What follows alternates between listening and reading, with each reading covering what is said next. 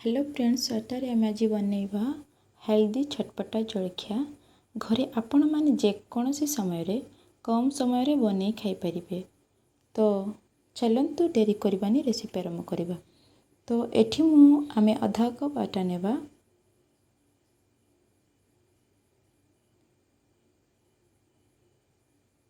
आउ आमे नेबा स्वाद अनुसार लूण देबा। जेमिति कि आपण पूरी आउ पराटारे जेमिति लूण देउछंती ठीक सेमिति ही आमे लूण देबा। ऐड करबा लूण को भलरे मिक्स करबा। एबे पानी ऐड करबा। पूरी पराटारे जेमिति मिक्स करूछ ठीक सेमिति आमे चगटिबा। एबे आमे कवर करबा 5 मिनिट पई। एठी म कवर कर नैची। एठी मु नैची गोटे कंछा आड़ू याक मु भल भाबे खाटी नैची धोई नैची। एबे खरी देबा बिल्कुल एबडी खरी देबा। एबे आमे खुरीतिबा आलू पानी रे भल भाबे धोई देबा।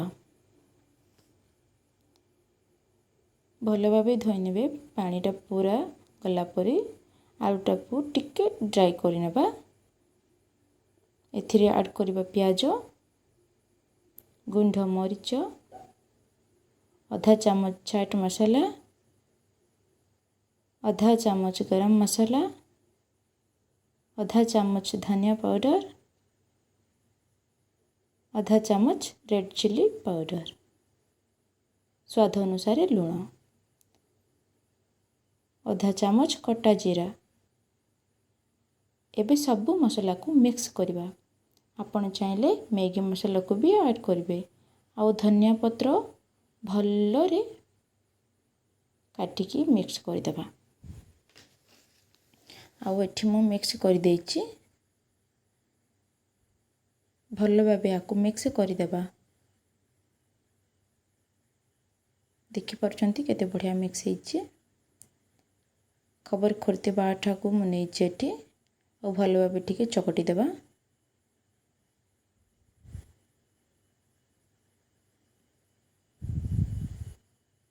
एई आटा को दो पार्ट करि देबा। दुई पार्ट कर सारला परे जेमिति पुई किंबा परोटा जेमिति बेलुछंती ठीक सेमिति बेली नेबा।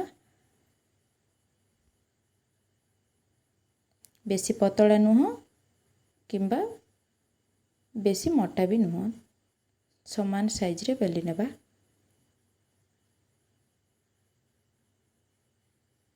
एमिति बड़ आकार रे बेली नेबा। ता ऊपरे आमे देबा टमाटो सॉस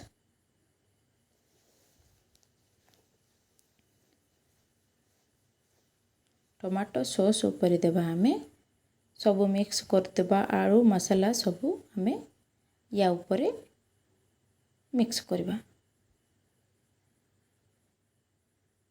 देखि परछंती तापरे आमे 2 पार्ट 4 पार्ट को आमे ए भड़ी गुढ़ेबा। एमिति मु गुड़े नैछि भल भाबे। याको टिके प्रेस करबा। प्रेस करि नैछि दुईठी करि नैछु आमे। तो एठी आमे एमिति इडली छांचरे किंबा जे कोनोसी छांचरे आपण चाहिले करि परिबे। तो मु एठी छांचरे नैछि याको आमे 15-20 मिनिट पई बॉईल हेबा को देबा।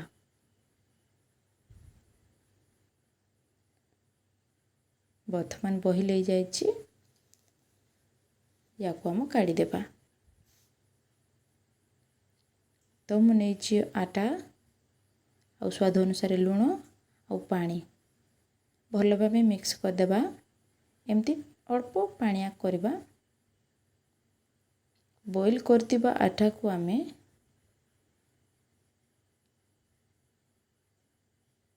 पीस पीस करी काटी देबा। तो मु एठी काटी देइछि। देखि परछंती केते बढ़िया सिझिछि।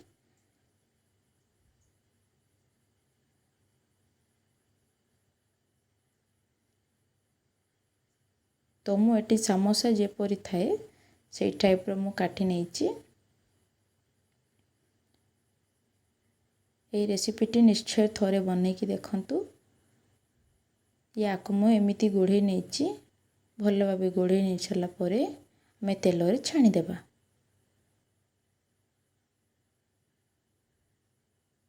ଫ୍ଲେମ୍ଟିକୁ ହାଇ ଫ୍ଲେମ୍ରେ ରଖିବେ।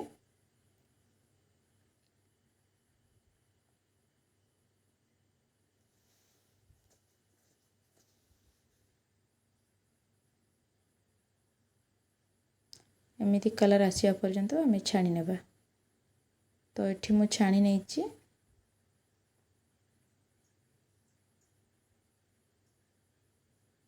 ତ ଏବେ ବର୍ତ୍ତମାନ ରେଡ଼ି ହେଇଯାଇଛି। ବିଲକୁଲ ସମୋସା ପରି ଦେଖାଯାଉଛି। ଆପଣ ଚାହିଁଲେ ପିଲାମାନଙ୍କ ପାଇଁ ବି ସନ୍ଧ୍ୟା ଏମିତି ସ୍ନାକ୍ସ ଟାଇମ୍, ଟି ଟାଇମ୍ରେ ବନେଇକି ଖାଇପାରିବେ। ଖାଇସାରିଲା ପରେ ନିଶ୍ଚୟ ଜଣାଇବେ, କମେଣ୍ଟ କରିବେ, ଲାଇକ୍ କରିବେ। ଆଉ ଯଦି ଭିଡ଼ିଓରେ ନୂଆ ଆସିଛନ୍ତି ତେବେ ସବସ୍କ୍ରାଇବ୍ କରିବେ ପ୍ଲିଜ୍।